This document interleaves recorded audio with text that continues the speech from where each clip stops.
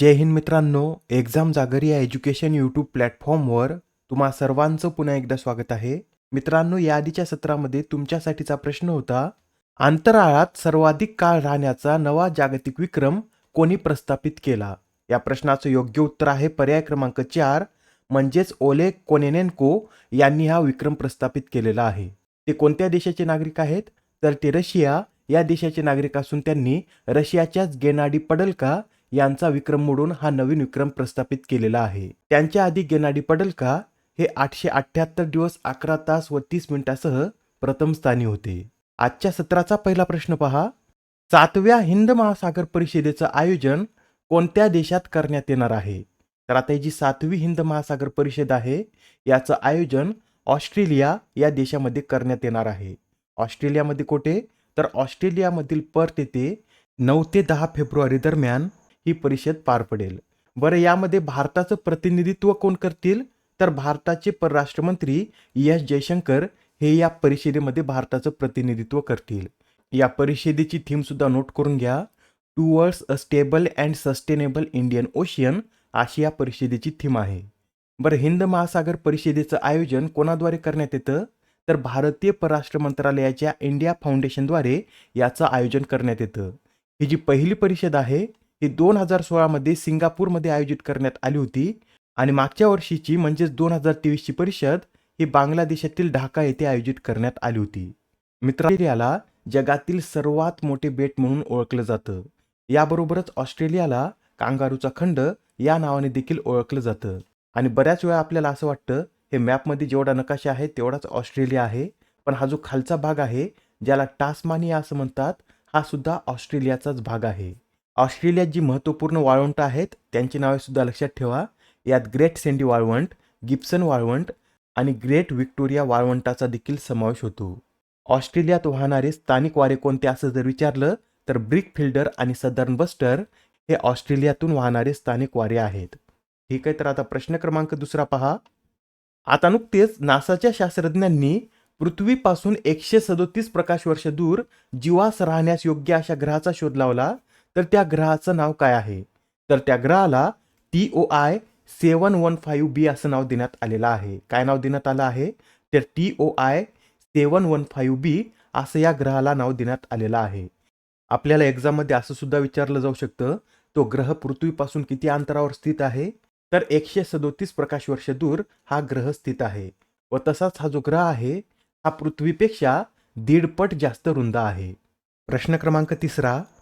ओडिशा उच्च न्यायालयाचे नवे मुख्य न्यायाधीश कोण बनले आहेत? या प्रश्नाचं योग्य उत्तर आहे पर्याय क्रमांक 3 म्हणजे चक्रधारी शरण सिंह हे ओडिशा उच्च न्यायालयाचे नवीन मुख्य न्यायाधीश बनलेले आहेत. त्यांना पद आणि गोपनीयतेची शपथ कोणी दिली? तर त्यांना पद आणि गोपनीयतेची शपथ हे ओडिशाचे राज्यपाल रघुवर दास यांनी दिलेली आहे. चक्रधारी शरण सिंह यांच्याविषयी सांगायचं झालं तर त्यांनी 2010 मध्ये बिहार सरकारचे अतिरिक्त महाधिवक्ता म्हणून कार्य केलेलं आहे. 2012 मध्ये त्यांची पाटणा उच्च न्यायालयाचे न्यायाधीश म्हणून नियुक्ती करण्यात आली होती व फेब्रुवारी 2023 मध्ये त्यांनी पाटणा उच्च न्यायालयाचे कार्यकारी मुख्य न्यायाधीश म्हणून देखील कार्य केलेलं आहे. बरं, याआधी आपण पाहिलं होतं कार्यकारी मुख्य न्यायाधीशांसंबंधीचं कलम कोणतं आहे? तर कलम 223 हे कार्यकारी मुख्य न्यायाधीशांच्या नियुक्तीसंबंधीचं कलम आहे आणि कार्यकारी मुख्य न्यायाधीशांची नियुक्ती राष्ट्रपतींद्वारे करण्यात येते. यासच हे सुद्धा आपण एकदा रिवाइज करून घेऊया. अलाहाबाद उच्च न्यायालयाचे मुख्य न्यायाधीश हे अरुण भन्साळी बनले आहेत. राजस्थान उच्च न्यायालयाचे मुख्य न्यायाधीश हे मनिंद्र मोहन श्रीवास्तव, तर उत्तराखंडच्या पहिल्या महिला मुख्य न्यायाधीश या रितू बहारी बनलेले आहेत. बरं, आता हे जे ओडिशा उच्च न्यायालय आहे याची स्थापना कधी करण्यात आली होती? तर 1948 मध्ये ओडिशा उच्च न्यायालयाची स्थापना करण्यात आलेली आहे. व याआधी आपण पाहिलेलं आहे राजस्थान उच्च न्यायालयाची स्थापना कधी करण्यात आली होती? तर 1949 मध्ये राजस्थान उच्च न्यायालयाची स्थापना करण्यात आलेली आहे. अलाहाबाद उच्च न्यायालय हे भारतातील 4थं उच्च न्यायालय आहे. याची स्थापना ही 1866 मध्ये करण्यात आलेली आहे. उत्तराखंड उच्च न्यायालय हे उत्तराखंड राज्याच्या स्थापनेबरोबरच म्हणजेच 2000 साली स्थापन झालेलं आहे. ओडिशा राज्याविषयी सुद्धा आपण थोडक्यात माहिती पाहून घेऊया. ओडिशाचे राज्यपाल रघुवर दास आहेत आणि मुख्यमंत्री नवीन पटनायक हे आहेत. ओडिशामध्ये एकूण किती नॅशनल पार्क आहेत? तर 2 नॅशनल पार्क आहेत व ते कोणते? तर सिमलीपाल नॅशनल पार्क आणि भितरकनिका नॅशनल पार्क हे ओडिशा या राज्यामध्ये स्थित आहेत. प्रश्न क्रमांक 4. पहिल्या शिवसन्मान पुरस्काराने कोणाला सन्मानित करण्यात येणार आहे? तर आता हा जो पहिला शिवसन्मान आहे, या पुरस्काराने पंतप्रधान नरेंद्र मोदी यांना सन्मानित करण्यात येणार आहे. हा पुरस्कार त्यांना कधी देण्यात येईल? तर 19 फेब्रुवारी रोजी हा पुरस्कार पंतप्रधान नरेंद्र मोदी यांना प्रदान करण्यात येणार आहे. मित्रांनो, हा जो पुरस्कार आहे, हा पुरस्कार साताऱ्यातील छत्रपती शिवप्रभूंच्या वंशजाने सुरू केला असून हा पहिला पुरस्कार पंतप्रधान नरेंद्र मोदी यांना देण्यात येणार आहे. याचा वितरण सोहळा 19 फेब्रुवारी रोजी साताऱ्यातच आयोजित केला जाईल. प्रश्न क्रमांक 5 पहा. सर्व प्रकारच्या क्रिकेट फॉर्मॅटच्या क्रमवारीत अग्रस्थान पटकावणारा पहिला भारतीय वेगवान गोलंदाज कोण ठरला आहे? तर आता सर्व प्रकारच्या क्रिकेट फॉर्मॅटच्या क्रमवारीत अग्रस्थान पटकावण्याची किमया ही जसप्रीत बुमराह यांनी केलेली आहे. त्यांनी अलीकडेच आता कसोटी क्रिकेटमध्ये 881 गुणासह प्रथम स्थान पटकावलेलं आहे. त्यांनी याआधी T20 आणि वन डे क्रमवारीतही प्रथम स्थान पटकावलं होतं व आता सर्व फॉर्मॅटमध्ये अग्रस्थान पटकावणारा जसप्रीत बुमराह हा जगातील पहिलाच गोलंदाज ठरलेला आहे. अत्यंत महत्त्वाचा प्रश्न आहे. येणाऱ्या एक्झाममध्ये हा प्रश्न विचारला जाऊ शकतो. त्यासाठी लक्षात ठेवा, सर्व प्रकारच्या क्रिकेट फॉर्मॅटमध्ये अग्रस्थान पटकावणारा जसप्रीत बुमराह हा जगातील पहिलाच गोलंदाज ठरलेला आहे. नेक्स्ट क्वेश्चन पहा. आता नुकताच UNच्या MMEIGने ट्रेंड्स इन मॅटर्नल मॉर्टेलिटी हा अहवाल प्रकाशित केला आहे. या अहवालानुसार भारतातील माता मृत्यू दर 2000 मधील 384 वरून 2020 मध्ये घटून किती झाला आहे?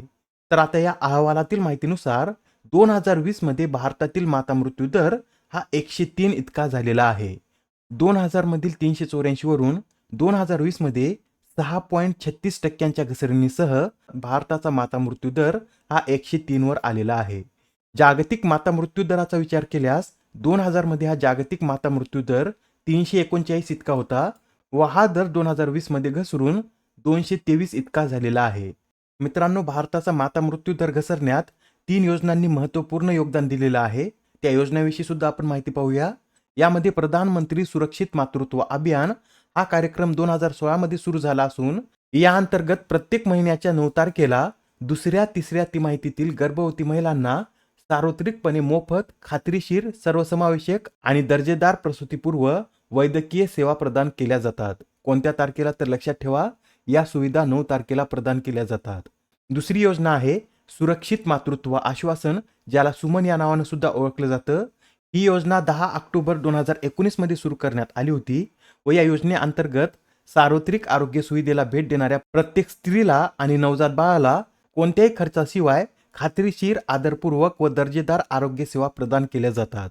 तिसरी योजना आहे जननी शिशु सुरक्षा कार्यक्रम व हा कार्यक्रम 1 जून 2011 रोजी सुरू करण्यात आला होता व या कार्यक्रमाअंतर्गत प्रत्येक गर्भवती महिलेला मोफत वाहतूक, निदान, औषधांची तरतूद, इतर उपभोग्य वस्तू, आहार आणि आवश्यक असल्यास रक्त तसेच सार्वजनिक आरोग्य संस्थांमध्ये सिझेरियन विभागासह मोफत प्रसूतीची सुविधा उपलब्ध करून देण्यात आलेली आहे. ठीक आहे, एवढे पॉईंट तुमच्या लक्षात आले असतील. आता प्रश्न क्रमांक 7 पहा.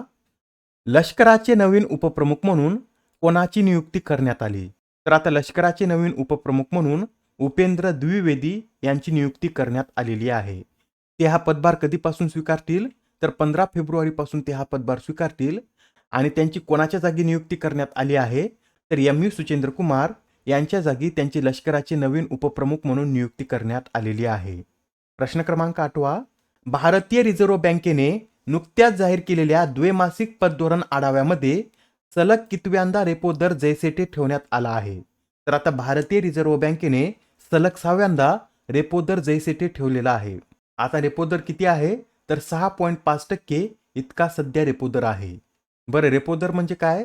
तर अल्पकालीन तरलता कायम राखण्यासाठी बँका रिझर्व्ह बँकेकडून ज्या दराने कर्ज घेतात त्याला रेपो दर असं म्हणतात. RBI विषयी सुद्धा नोट करून घ्या. RBIची स्थापना 1 एप्रिल 1935 मध्ये करण्यात आली होती व याचं राष्ट्रीयकरण 1 जानेवारी 1949 मध्ये करण्यात आलेलं आहे. RBIचं मुख्यालय मुंबई येथे असून याचे पहिले भारतीय गव्हर्नर हे CD देशमुख होते. सध्या RBIचे गव्हर्नर कोण आहेत? तर शक्तिकांत दास हे RBIचे गव्हर्नर म्हणून सध्या कार्यरत आहेत. आजच्या सत्रामधील शेवटचा प्रश्न पहा. 35व्या आंतरराष्ट्रीय मानव एकता परिषदेचं आयोजन कोठे करण्यात आले? तर आता ही जी 35वी आंतरराष्ट्रीय मानव एकता परिषद आहे याचं आयोजन दिल्लीमध्ये 4 ते 6 फेब्रुवारी दरम्यान करण्यात आलेलं आहे. बरं, या परिषदेचे अध्यक्ष कोण होते? तर सावन कृपाल आध्यात्मिक मिशनचे प्रमुख संत राजेंदर सिंग हे या परिषदेचे अध्यक्ष होते. आजच्या सत्रामधील तुमच्यासाठीचा प्रश्न पहा. कोणत्या राज्यात देशातील पहिल्या डिजिटल नॅशनल म्युझियम ऑफ इपिग्राफीची पायाभरणी करण्यात आली?